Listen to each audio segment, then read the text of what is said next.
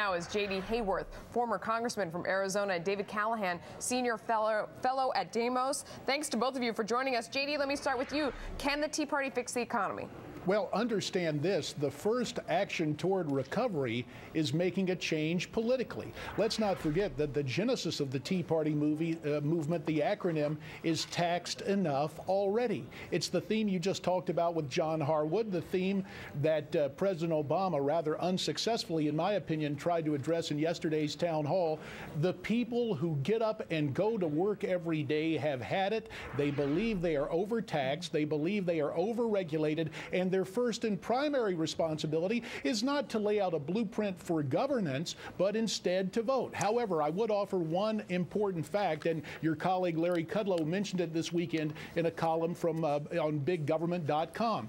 That is the fact that one Tea Party group, jointheteaparty.us, has offered a contract from America where the people say, look, we need our taxes reduced. We need a realistic approach to our energy policy. We need to get government off of our backs and out of our wallets. Well, without a doubt, David, that sentiment exists in a very, very big way out there in America. But my question is, isn't it going to make it harder? The Tea Party, aren't they going to make it harder for Republicans to get elected and therefore for some of the changes that many want to see take place?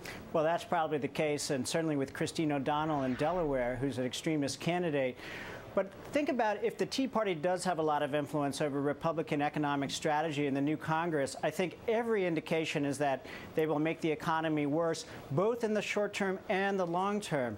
What Tea Party candidates want to do is dig our deficit hole even bigger through extending these tax cuts to the rich. And all the economists seem to agree that tax cuts for the rich are the worst way to stimulate the economy. I don't know if all economists agree on that one. Well, that's just wrong. J.D., go ahead and respond to that. Is that what the Tea Party wants to do? Poor David is playing the only card he has, and it's ironic that 2 years ago, the side that allegedly offered us hope is now trying to offer us fear. The fact is, and this is not partisan, whether it was Jack Kennedy in the 1960s or Ronald Reagan in the 1980s, tax cuts across the board, as Jack Kennedy said, a rising tide lifts all boats. And the fact is, you know and I know, long-term tax reductions actually increase revenues to the government. Well, excuse me, that's not exactly what the historic record shows. Bill Clinton raised taxes and created 23 million jobs in the longest growth period courtesy in of American history. A Republican Congress getting the budget back in gear, signaling to Wall Street and to Main Street we were serious about putting the fiscal house in order. George Bush cut taxes, and we had one of the most weakest economic periods in recent history. Oh, really? With unemployment down to under 4% in some areas back in 2007, that's a weak performance? That's an interesting, very interesting concept of history. Well, look at job creation, very weak during the Bush years compared to the Clinton years. I think that the focus on taxes is overplayed in any case. You know, we've had periods with high taxes and high economic growth, and periods with low taxes and weak growth. Long term, what we need is to deal with the foundations of prosperity. We're going to lose out to China and India if we don't invest in our infrastructure, clean energy, science, and all that. And as far as I can see, Tea Party candidates are completely tuned out to those long-term international challenges and don't have any interest in making those investments to make sure that we're competitive. I mean, the Chinese are killing us when it comes to graduating engineers, building high-speed rail, investing in clean energy, all the things that are necessary to create prosperity in the long term. We are being bypassed. We have fallen behind on higher education. Do that, sir. The problem is you don't do that with a huge command and control bureaucracy. You empower individuals, you empower families, and the way you do that is to let American workers keep more of their hard-earned money and send less of it to Washington, D.C. No, the blueprint you are offering now of command and control and less freedom is precisely what we do not need, and precisely why the left and the Democrats are facing major losses in just a few weeks' time. Well, again, the historic record doesn't bear you out. Look at the post-war era where we had major investments through the GI Bill in higher education and infrastructure and scientific research.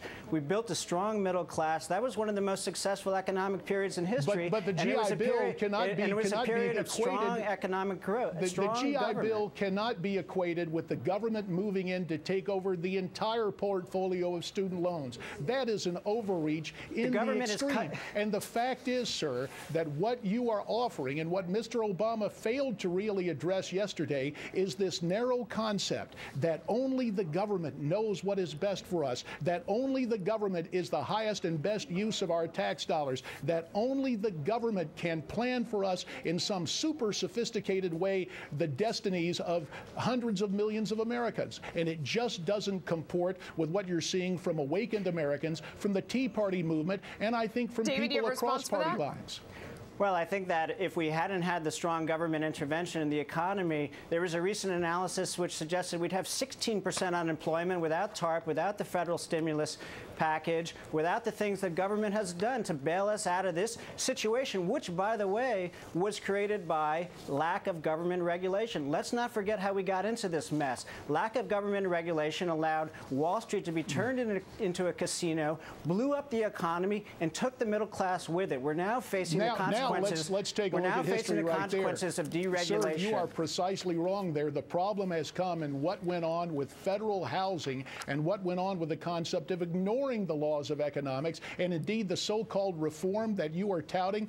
That reform is akin to giving a book of matches and a can of gasoline to a pyromaniac. It's not going to work. We're going to see corrective action taken on election day. If you'd been in charge, we'd have 16% unemployment. If you had been in charge, we would have 16% unemployment. So the new slogan is "Vote Democrat. It could always be worse." That's really a very clever and catchy way to get it. Guys, we got to leave it there. We're having a good time, and we got to interrupt it and squeeze in a break. Thanks to both of you for joining us.